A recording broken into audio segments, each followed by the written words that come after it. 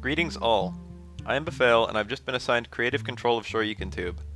I've been playing fighting games competitively for over 10 years, entering regional tournaments, participating in local fighting game meetups, and playing sets online all throughout that time. I also run a YouTube channel of my own dedicated to helping mid-level players improve various components of their strategy. In light of my acquisition of this channel and the release of Street Fighter V, I'm making a series of videos intending to help new players learn Street Fighter, entitled Rising Up. My target audience is people who have bought SF5 and have no idea how to begin playing it, and it will be an endless series eventually addressing every aspect of learning the genre. Because this series will be assuming the player already owns the game and has a vested interest in attempting to learn it, I'd like to use this first video to address among you viewers the players who currently have no knowledge, investment, or interest in the genre. When I ask most people about their exposure to fighting games or fighting gamers, there are two stories I almost always hear, either because they're extremely common or extremely mimetic. The first is this. The storyteller has a friend who is very good at some popular fighting game, like Tekken, Soul Calibur, or Mortal Kombat. This friend knows all the combos for every character, and in some versions claims to be the best player in whatever region they're in. The storyteller then plays against this friend in whatever fighting game and literally mashes buttons, only to win by a landslide. The friend in this story is nothing like most competitive fighting game players. Either he is a pathological liar or a big fish in a very small pond who has no real exposure to competitive play and no idea of what makes a player skilled. I would like to stress now that the chances of mashed out inputs giving you something legitimately good in most modern fighting games is astronomically low. The second story observes the exact opposite scenario. The storyteller is going to a Smash meetup at his school or college.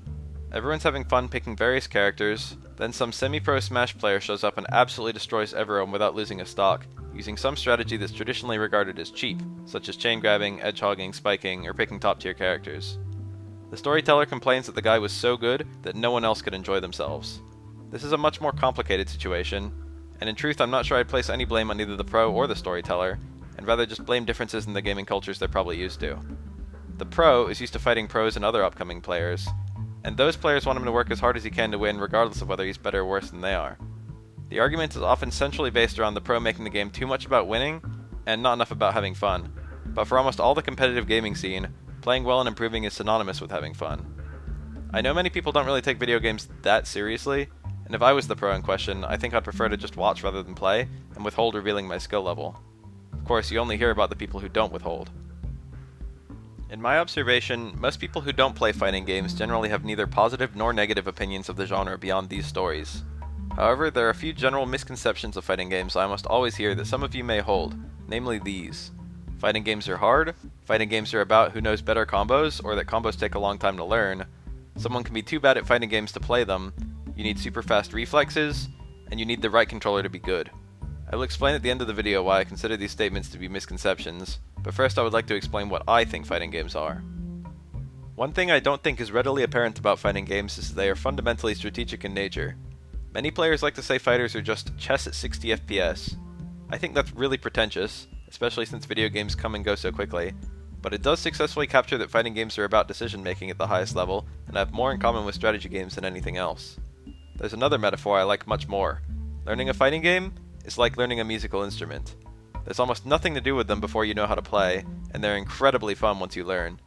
You see very rapid improvement with even a little practice, which is very gratifying. There's much more to a musical instrument than being able to play all the notes, just as in a fighting game, there's much more than being able to do all the attacks. The emphasis in both is theory, knowing what to do when. Additionally, no matter how long you've played, you can keep learning new things, and you can cultivate a style which shows through when you play. It's actually not uncommon for pro fighting gamers to be musicians. Compared to other competitive games, fighters emphasize one-on-one play. This is a double-edged sword. On one hand, you never have useless teammates who hold you back from winning.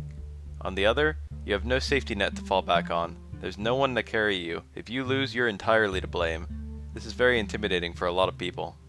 Yet, I've observed a great sense of community among fighting gamers. Since the one-on-one gameplay is so personal in nature, you're guaranteed to leave at least some impression on every single person you play with. It's fun to try and eke out an edge against someone near your skill level, so people who are about as good as you are will try and fight you regularly if they can. And though the changes you need to make to improve vary a lot by the individual, every player can relate to that common goal of self-improvement. I've gone to many fighting game meetups and the people there are always extremely friendly and inviting, though they come from all walks of life. The primary concern among these players is first how skilled you are, and second, whether they can either help you improve until you're competitive with them if you're worse, or learn to beat you if you're better. Of course, fighting games are well known to be a difficult genre to enter. I think this problem can be attributed to several fundamental design directions. 1. Controlling a character in a fighting game is not in any way intuitive, in the way that aiming with joysticks or pulling a trigger to fire might be the same for almost every single first-person shooter. 2. Learning a game so heavily based on PvP is difficult. Having to fight a human player to improve is a very uncontrollable environment, and which advice is useful depends heavily on your opponents. 3. Many fighting games avoid an in-game tutorial, either for the sake of budget, time, self-discovery, to avoid creating perceptions of a correct way of play, or even because the tutorial may be invalidated by an emergent style of play the developers hadn't anticipated. A good way to get into fighting games is to find a friend to get into them with you. Even if you don't have a local scene to help introduce you to the genre, most people have at least one gaming buddy either offline or online who is willing to give fighters a go. Having someone right at that baseline with you is very helpful, if only that you'll both see how the other reasons out problems or adapts new strategies, and you'll hopefully feel no shame in playing each other. Do note, however, that it's not unusual for people to improve at different speeds, and that at the very beginning there's going to be a huge amount of rapid improvement on both sides that can cause relative skill to fluctuate. Help each other through problem areas. One of the most obvious questions you might have when trying to enter the genre is which fighting game you should be playing. I'll say outright that you'll have the easiest time picking up a modern and popular one. Some spectacular fighting games that are popular now are Street Fighter V, Mortal Kombat XL, Super Smash Bros. For Wii U, Guilty Gear Xrd, Killer Instinct, and Pokken Tournament, with Tekken 7 and BlazBlue Central Fiction on their way. You should look up footage of all these games to see which is the most interesting to you. Now, all these games cost money, but there are alternatives for people afraid to financially commit. Fightcade is a somewhat popular client that allows people around the world to net play arcade games together for free, and it has active communities in some of the most popular fighting games of the past. Some other games worth mentioning are Skullgirls, Rivals of Aether, and Brawlhalla. This series is going to be about Street Fighter V, the game I know best with what I project as the longest future. Street Fighter is far from the easiest game I listed, but it's usually the most popular and anticipated at tournaments. It's also quite new, so if you want an easy learning environment, now's your best chance. Of course, you can always play more than one fighting game. From my observation, playing multiple fighters correlates with higher skill, contrary to popular opinion. I've included in the description of this video several links to online resources you can check out, as well as links to various other fighting game-based YouTube channels that you should consider subscribing to. I've also included footage of some intense moments in fighting games. When I ask most veteran fighting game players what initially got them interested in the genre, they often mention one of these videos, so I'd say they're absolutely worth watching. Now, I'd like to go on at length about those misconceptions. First, that fighting games are hard to play. Fighting games don't really have an inherent difficulty. Competitive video games in general are hard only to the degree that your opponent is skilled. If you play other beginners, it's not very hard at all to play at least well enough to beat them. Yet, beating one of the top players of a fighting game is harder than almost anything in any single-player game, but not necessarily easier or harder than beating the top player in any other competitive game. The actual hardest competitive game would be the one with the strongest competition, which would probably be the one with the greatest number of competitive players or the one played competitively for the longest time. Next, that fighting games are all about who knows better combos, or that combos take a long time to learn. Functionally, combos just do more damage than single hit attacks you could do in the same scenario. In this regard, combos are helpful but entirely optional. Knowing more or better combos only matters as much as you can get opportunities to land those combos. More often, the winner of the match is determined by who can find more opportunities for hits, rather than who gets the most damage per hit. Your primary concern as a new player should be learning to take control of the match, not optimizing combos. There's an idea of needing to learn difficult combos that turns people off, but reality is, most people learn the fundamentals of execution and their basic combos within the first month or two.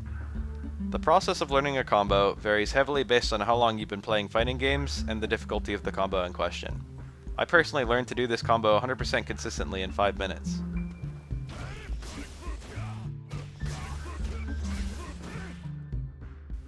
While beginners could easily take weeks becoming consistent with a combo like this.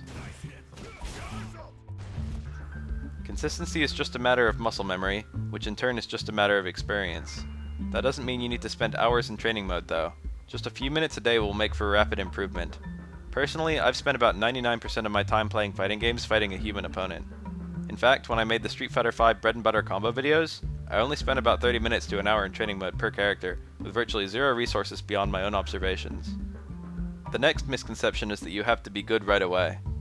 Almost always when I ask people what they think of fighting games, or why they're not interested, they respond, "I suck at them." There's this idea that you have to be good right away with a fighting game that doesn't seem to exist with other genres.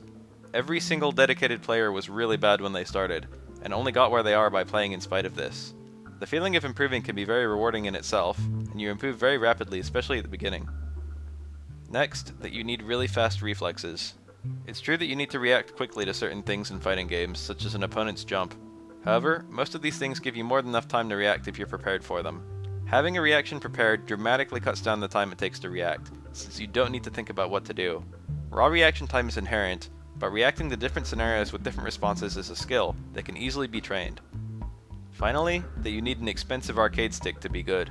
Most fighting game pros play on arcade sticks because most of them played in arcades before console versions were popular. Fighting game developers have made many changes to make the games easier for pad players, and there are top players for every fighting game nowadays who use console controllers.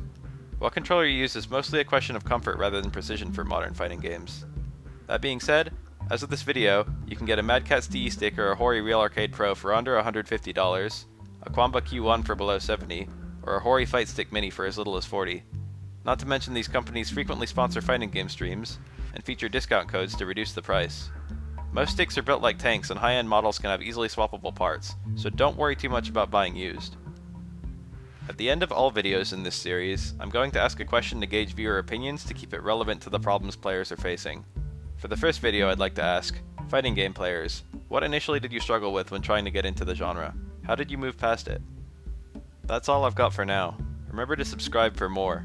Part 1 will be up before too long, and it will immediately assume you now own SF5 and want to learn it. I read all feedback, so please feel free to leave a comment below.